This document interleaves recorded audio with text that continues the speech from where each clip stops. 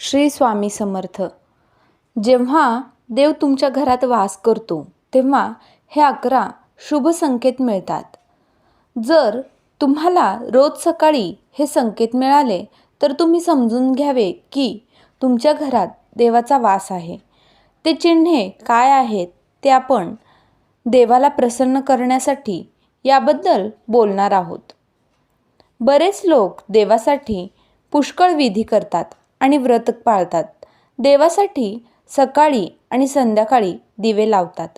देवाचे आशीर्वाद त्यांच्यावर राहावेत म्हणून नैवेद्य अर्पण करतात आणि त्यांना आयुष्यात कोणत्याही प्रकारची समस्या येऊ नये म्हणून भगवंतांची आराधना आणि उपासना करतात.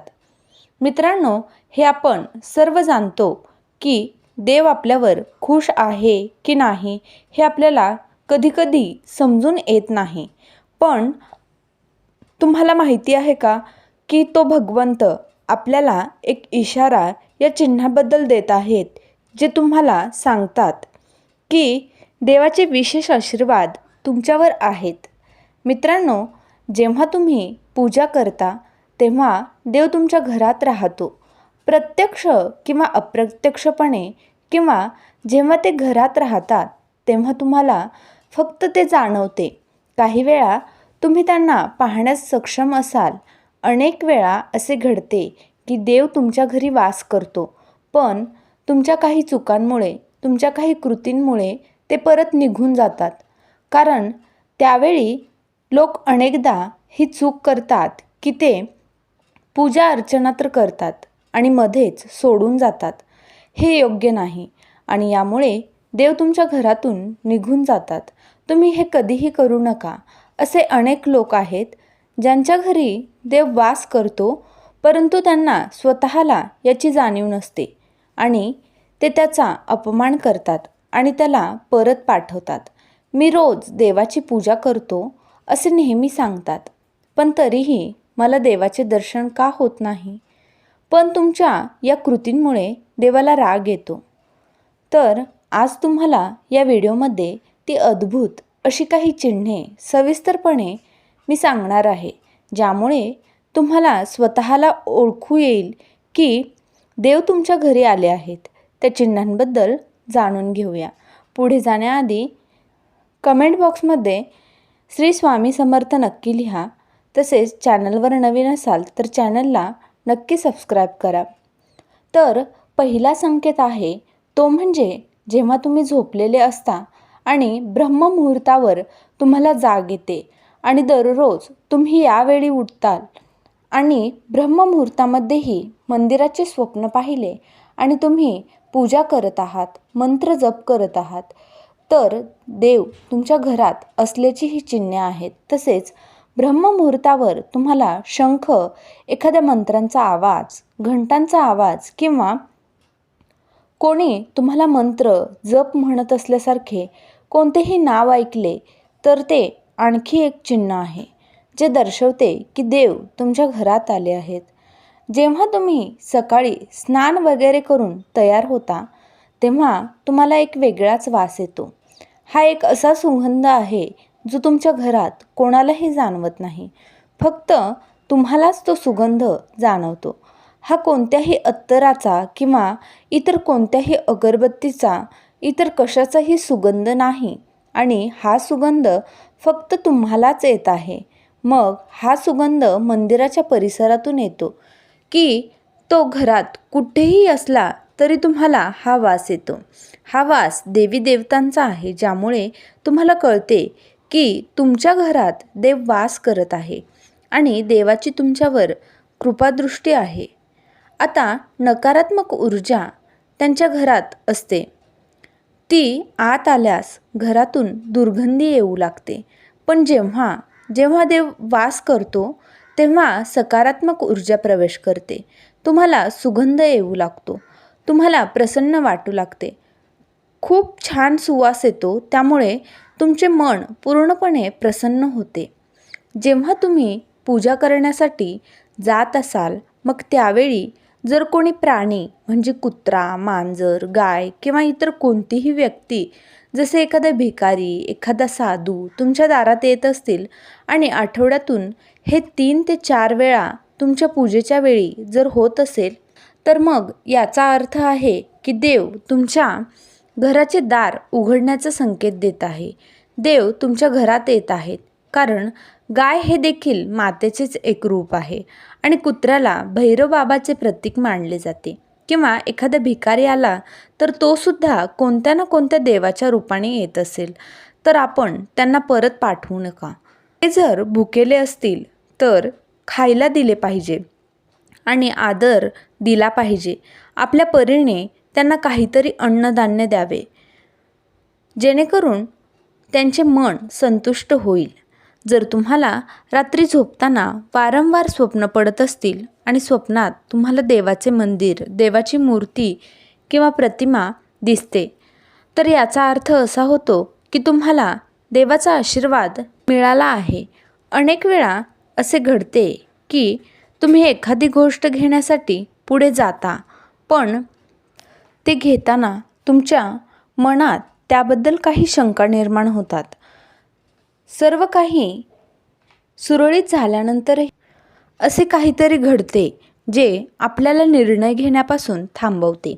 याचा अर्थ असा आहे की तुम्हाला कोणत्या तरी दैवी शक्तीचा आशीर्वाद आहे. ज्यांना देवाचा आशीर्वाद मिळतो, मग तो श्रीमंत असो वा गरीब, त्यांना सर्वत्र आदर मिळतो. जर एखाद्याला कमी मेहनत करूनही यश मिळत असेल, तर ते देवाच्या कृपेचे लक्षण आहे. देव प्रत्येक संकटातून त्यांचे रक्षण करतो. त्यांच्यावर देव प्रसन्न असतो. ते लोक प्रत्येक परिस्थितीत आनंदी राहतात. त्यांच्या आयुष्यात कितीही दुःख आले तरी ते नेहमी आनंदी राहतात. तो कोणत्याही समस्येला घाबरत नाही आणि कोणत्याही संकटाला सहज मात करतो. आपल्या हिंदू धर्मात घुबडाला खूप महत्त्वाचा दर्जा देण्यात आला आहे. घुबड हे देवी लक्ष्मीचे वाहन मानले जाते. त्यामुळे कुठेतरी घुबड दिसल्यास ते खूप शुभचिन्ह मानले जाते. जर तुमच्या खाण्यापिण्याच्या सवयींमध्ये बदल होऊ लागले, म्हणजे जिथे देवी लक्ष्मी येते तिथे त्या घरातील लोकांच्या खाण्याच्या सवयी बदलू लागतात. असे म्हणतात की घरातील लोकांना भूक कमी लागते. विशेष म्हणजे अशा लोकांसाठी कमी जेवणही पुरेसे वाटते. याशिवाय अशा घरातील लोक नशा आणि मांसाहारापासून दूर राहू लागतात. धनाची देवी माता लक्ष्मीला खूप स्वच्छताप्रिय असते. याशिवाय देवीला साफसफाईसाठी वापरण्यात येणारा झाडू खूप आवडतो. असे म्हणतात की सकाळी कुठेतरी जात असताना घराबाहेर कोणी झाडू मारताना दिसले तर ते खूप शुभ लक्षण आहे. आपल्या हिंदू धर्मात शंखाला महत्त्वाचे स्थान आहे. एवढेच नाही तर शंख वाजवणे हे देखील खूप शुभ मानले जाते. त्यामुळे कोणत्याही शुभ प्रसंगी केल्या जाणाऱ्या पूजेमध्ये पण शंख वाजवला जातो. सकाळी उठल्यानंतर जर शंखाचा आवाज ऐकू आला तर ते एक शुभ लक्षण आहे. असे मानले जाते की सकाळी उठल्यानंतर शंखाचा आवाज ऐकणे हे तुमच्या घरात माता लक्ष्मीचे आगमन दर्शवते. सलग 3 दिवस घरातून निघताना निळकंठ पक्षी दिसला तेव्हा समजून घ्या की देवाने तुमचे गाऱ्हाणे ऐकले आहे आणि तुमची मोठी इच्छा लवकरच पूर्ण होणार आहे. तसेच नीलकंठ पक्षाचे दर्शन हे महादेवाच्या आशीर्वादाचे लक्षण आहे. किंवा जर एखाद्या दिवशी तुमच्या घरासमोर एखादी पांढरी गाय आली आणि तिच्या वासराला दूध पाजू लागली, तर ते तुमच्यावर देवी देवतांच्या कृपेचे स्पष्ट लक्षण आहे. हे तुम्हाला सांगते की तुमची प्रार्थना यशस्वी होत आहे आणि तुमच्या आयुष्यातील सर्व समस्या दूरच होणार आहेत. देव तुमचे सर्व संकट आणि वाईट दिवस संपवणार आहेत. तुमच्या घराच्या मुख्य प्रवेशद्वाराभोवती पक्ष्यांची घरटे बनवले आहे, तर ते खूप शुभ लक्षण आहे. हे तुमची पूजा यशस्वी झाल्याचा पुरावा आहे. तसेच पक्ष्यांना आणि त्यांच्या पिलांना चुकूनही त्रास देऊ नका. पूजा करताना भावूक झालात तर त्यांच्यासाठी अन्न पाणी ठेवा. जर तुमच्या डोळ्यातून अश्रू वाहू लागले तर हे लक्षण आहे की देवाने तुमच्या हृदयाचा आक्रोश ऐकला आहे. तुम्ही सकाळी पूजा करून नंतर घराबाहेर गेलात आणि जर एखाद्या ठिकाणी तुम्हाला माकडांचा समूह दिसला तर याचा अर्थ असा होतो की तुमची उपासना सफल होणार आहे. देव तुमच्यावर कृपा करणार आहेत. त्यामुळे त्या माकडांना काहीतरी खायला देण्याचा प्रयत्न करा. अगरबत्ती, परफ्यूम किंवा कृत्रिम सुगंध न वापरताही तुम्हाला तुमच्या घरात सुगंध आणि ताजेपणा जाणवत असेल तर हे समजून घ्या की तुम्हाला देवाचा आशीर्वाद आहे आणि तुमचे दिवस लवकरात लवकर बदलणार आहेत. पूजेच्या वेळी घरात पाहुणा येणे हे देखील देवाच्या कृपेचे लक्षण आहे. जर अतिथीने एखादी भेटवस्तू आणली तर हे स्पष्ट लक्षण आहे की देवाने तुमची पूजा स्वीकारली आहे. पूजेच्या वेळी लावलेल्या दिव्याची ज्योत अचानक वेगाने पेटू लागली तर समजून घ्या की तुमची उपासना पूर्ण होणार आणि भगवंताच्या कृपेने तुमचे दुःखाचे दिवस लवकरच दूर होणार आहेत.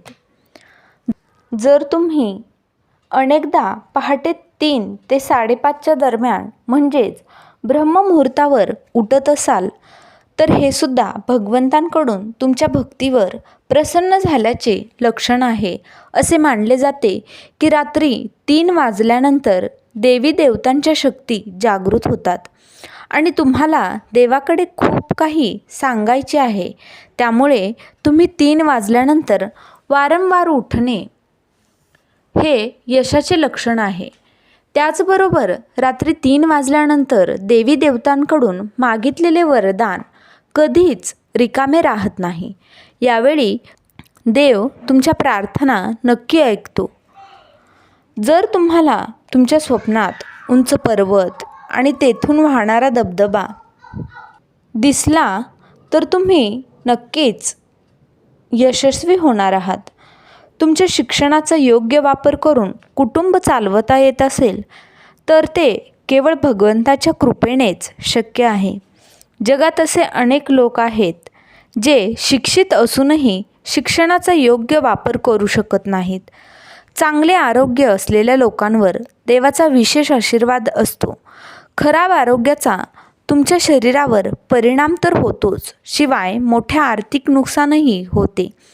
त्यामुळे ज्यांचे शरीर निरोगी आहे अशा लोकांनी स्वतःला भाग्यवान समजावे. जर तुम्हाला तुमच्या आयुष्यात योग्य जीवनसाथी मिळाला असेल तर हे देखील केवळ ईश्वराच्या कृपेनेच शक्य आहे. पण जर तुमचा जोडीदार वाईट असेल तर संपूर्ण आयुष्य भांडण आणि संकटांमध्ये व्यतीत होते. जर एखाद्या व्यक्तीचे मूल आज्ञाधारक असेल तर ही सुद्धा देवाचीच कृपा आहे. नाहीतर आजच्या युगात बहुसंख्य लोक आपल्या मुलांमुळे दुःखी आहेत. ज्यांच्याकडे योग्य आणि अयोग्य फरक करण्याची क्षमता असते त्यांना त्यांच्या प्रमुख देवतेचा आशीर्वाद असतो. जे लोक स्वप्नात देव पाहतात त्यांना देवी देवतांचाही आशीर्वाद असतो. अन्यथा प्रत्येकाला देवाचे दर्शन होणे शक्य नसते.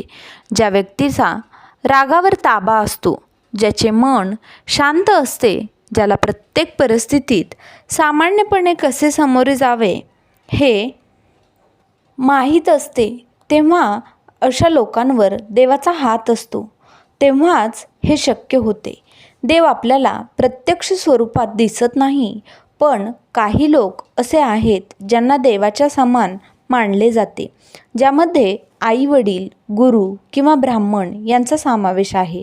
यापैकी कोणीही पूजेच्या वेळी तुमच्या घरात प्रवेश करत असेल तर हे अत्यंत शुभ मानले जाते.